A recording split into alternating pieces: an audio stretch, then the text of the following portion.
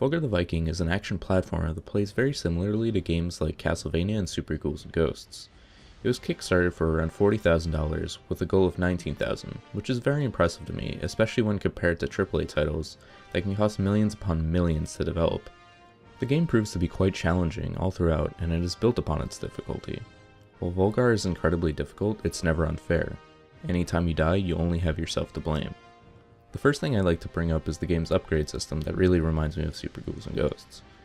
You start off with just a wooden buckler, but you'll find the opportunity to acquire more equipment.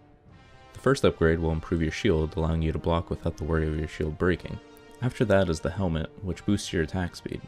And finally, a flaming sword, which boosts your damage. Also in each level, you are able to find Thor's hammer, Mjolnir, which is well hidden within breakable walls. Mjolnir will protect you from one attack and cast a large room clearing spell afterwards.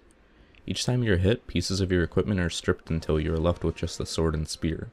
Get hit again, and your life will come to an end, sending you back to the start of the stage. Getting sent back to the start of the level each time you die may seem rough, but it really isn't that bad. In fact, you will notice how good you start to get.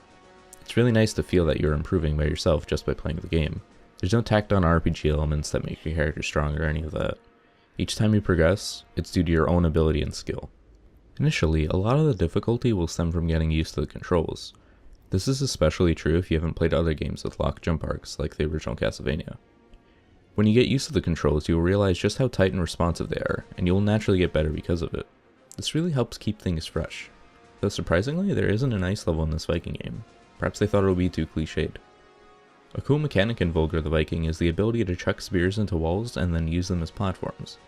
This allows you to reach areas that would otherwise be inaccessible. The spears can also of course be used as weapons to take out the enemies.